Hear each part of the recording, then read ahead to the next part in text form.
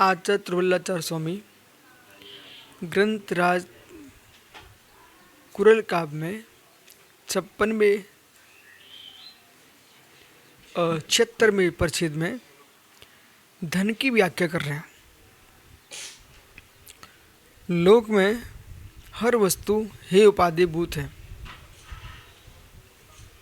जैसे प्रज्ञा, प्रतिभा और मेघा ये त्रिभुत बुद्धि है। प्रतिभा संपन्न नवीन नवीन आविष्कार करता है। मेधा संपन्न धारणा शक्ति से युक्त होता है। प्रज्ञा संपन्न विशिष्ट बुद्धि से युक्त होता है। विशिष्ट बुद्धि प्रज्ञावान हे उपाधि पर विचार करता है। शीघ्र ही किसी बात को निर्णय नहीं देता, और जो निर्णय देता है उस निर्णय को फिर अकाट रहता है, अपना निर्णय बदलता नहीं है। उन लोगों से सुब्रत सार बहुत हानि होती है जो लोग अपना निर्णय बदल देते हैं। आपको तो निर्णय बदल दिया आपने। एक प्रश्न है, जैसे कि यहाँ पर पंचकर्म महोत्सव है, ठीक है, आपके सानिध्य में है, वो आपके सानिध्य में है। उस व्यक्ति ने कितनी व्यवस्था की होंगी। अब आप कह रहे अब मैं नहीं आ पाऊंगा, आपने अपना निर्णय बदल दिया। कभी कभी क्या होता है, जो मस्तिष्क में बात जम चुकी है वो काम होना तो आनंद आता है, और जो मस्तिष्क में बात जमी नहीं है वो तो आनंद नहीं आता।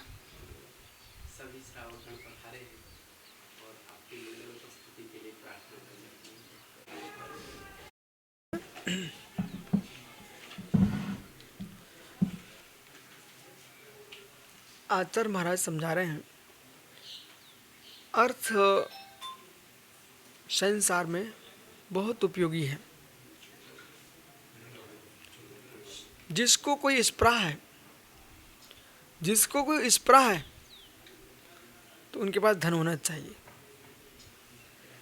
जिसके पास स्पृहा का अभाव है उससे धन की कोई आवश्यकता नहीं है।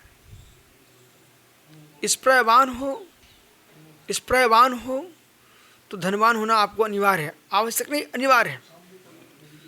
और आप निष्प्रय हो तो आपको अपने देह की भी आवश्यकता नहीं है, शरीर का ममत्व का भी प्रत्याख्यान हो। यदि रिपुजेतुम कर्तव्य संग्रह द्रवणम में तुम एवं शास्त्रम में द्वेषणाम। बहुत अच्छी बात कह रहे हैं। यदि से रिपुजेतुम, ये तुम शत्रु को जीतना चाहते हो, रख दो ज्ञानी, ये तुम शत्रु को जीतना चाहते हो, बैठ जाओ। शत्रु को जीतना चाहते हो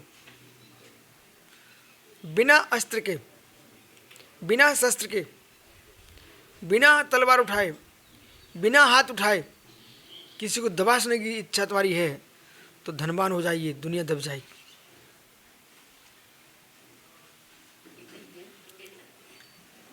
धनपतियों के सामने दुनिया दबती है, श्रीमानों को देखकर दुनिया दबती है।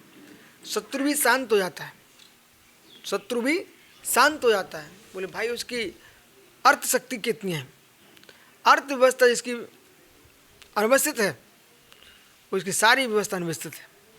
जिस राज्य में अर्थ विहीनता है वो राज्य की संपूर्ण व्यवस्थाएं चकनाचूर हैं। इसी प्रकार से जिस परिवार की अर्थव्यवस्था क्षीण हो गई है उस परिवार के सुब्रत सारे चेहरे फीके हो जाते हैं। विश्वास मानो, जिस परिवार की अर्थव्यवस्था गड़बड़ हो गई उसके चेहरे फीके हो जाते हैं। जो चमकते चेहरे थे, राजकुमार जैसे दिखते थे, ये सब चमक अर्थ की थी। अर्थ विलीन होते ही चमक प्रभावहीन हो जाती है।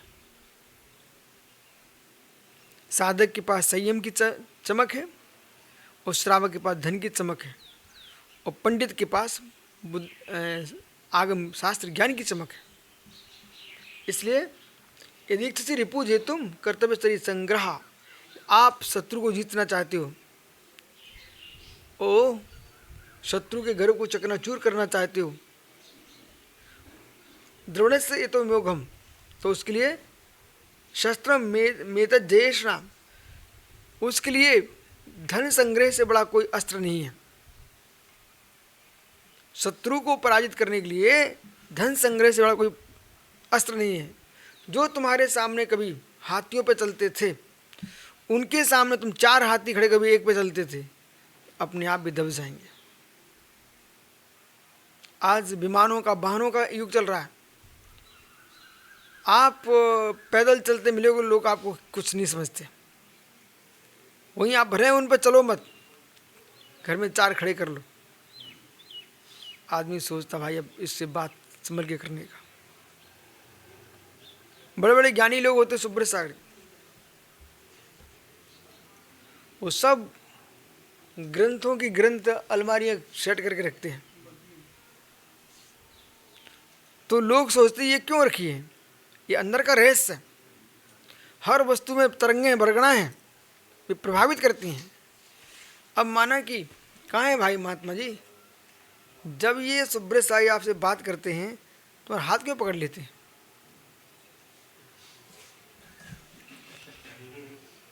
जब आप लोगों का शास्त्रार्थ, हम लोगों का शास्त्रार्थ चल रहा बिहार में, बहुत अच्छे शास्त्रार्थ चल रहे गजब के। कोई जैन साहब बन के आते हैं, कोई सांख्य मीमांसक बन के आते हैं, फिर मैं तटस्थ भाव से सुनता हूँ। पर एक ऐसा शास्त्र करने वाला जीव है कि वो सबसे पहले जाकर के उसको हाथ पकड़ लेता है और पास में खींच लेता है, और जैसे तुमने पकड़ा बस वो प्रभावहीन हो जाता है। ऐसे मैं यहाँ बैठा हूँ ना, अभी अंगूठा पकड़ लें तो आधी शक्ति गई उधर। इसलिए तो धारा टूट दिए। वो कैसी धारा टूटी? जैसे कि एक बड़ी नहर होती है, फिर एक बम्बा होता है, फिर कुलिया होती है। अब बड़ी नहर में छोटी नहर, छोटी नहर से छोटी नहर। यदि बड़ी नहर ही जा रही है तो वो धारावाहिक पानी बहता है, अच्छा मस्त।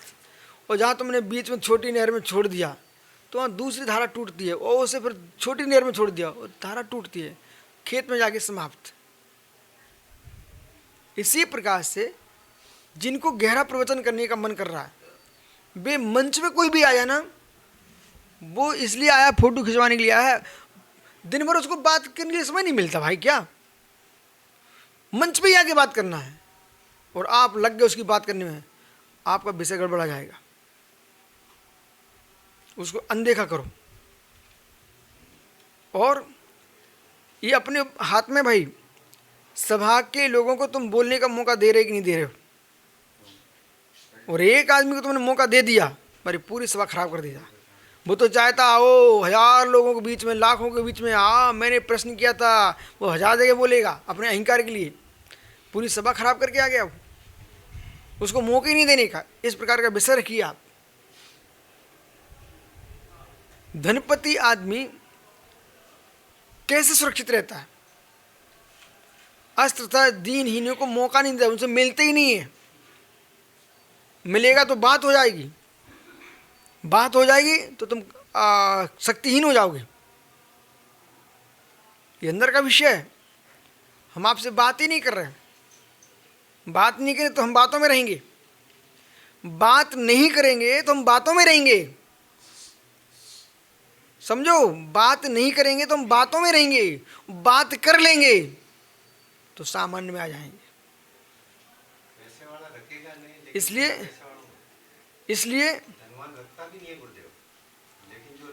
इसलिए बात करने का नहीं, बोलने का नहीं।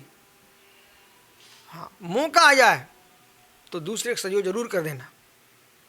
और सहयोग ऐसा करता है वो समझदार, कि ऐसा सहयोग नहीं करता कि लाखों निकल के पता ही नहीं चला। तो इकट्ठा देता है, लोगों को पता चलता है कि देश ने दिए हैं। ये जैन समाज को सीखना चाहिए। कोई देश में आपत्ति आती, विपत्ति आती, आप इतने दयालु होते, सब पूरी समाज बांटती है। आपको पूरा ऐसे नहीं बांटना चाहिए, आपको इकट्ठा करके और पूरी दिगंबर जैन समाज के नाम से देना चाहिए, जिससे समाज की पहचान रहेगी। समझ ना? ये आपको इस तरह का भी बोध होना चाहिए। एक व्यक्ति आपसे बात कर रहा है वो बात करके तुम्हारा 1 घंटा खराब कर गया, और आपने 1 घंटा 1000 लोगों के बीच में दिया, माइक पर सब कुछ के साथ मुस्कुरा के बात कर लिया, और कोई से बात नहीं की, और कमरे में फिर मुंह लेके बैठ गए। प्रवचन में सबसे मुस्कुरा के बात करो आप, और कमरे में आके पुनः मुंह लेके बैठ जाओ, तो आपकी गरिमा और गुरुता जीवित रहेगी, आपके अंदर शक्ति का संचार होगा। 1 घंटे आपने अच्छा प्रवचन किया और फिर लोगों से घुल मिल गए, पर प्रवचन की कीमत गिर गई है। तो धनिक आदमी जो रहता है वो दूसरे को अपने धन का प्रयोग अस्त्र के रूप में करता है, मारता किसी को है नहीं है, पर शांति जीने नहीं देता किसी को। गरीब उसके द्वारे पे बैठे मिलेंगे, धनिक सम्मान करते मिलेंगे, पर वो धन आपका संपत्ति रूप में हो, धन समीचीन व्यक्ति से कमाया हुआ हो, वही तुमको यश दिला पाएगा।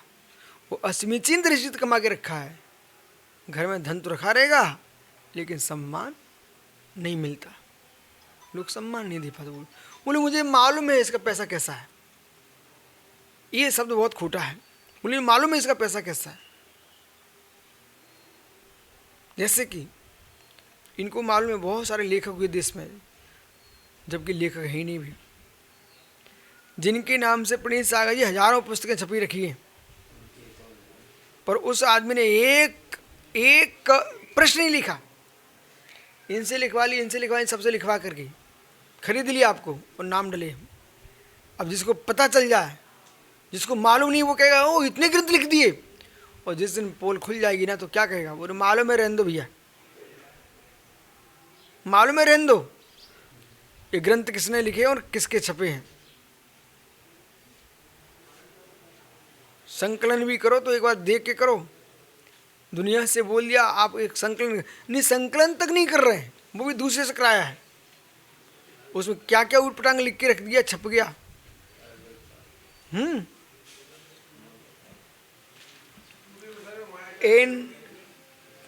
मान के पीछे आदमी माया को देखता नहीं है, मान के पीछे माया को देखता नहीं है। समझो मैं क्या बोल रहा हूं, मान के पीछे माया को देखता नहीं है, पर समय सब दिखा देगा। एंस पुरुषम पुंसाम संचितम ही महाधनम कर मध्यस्थो तस्य धर्म कर्म हुई।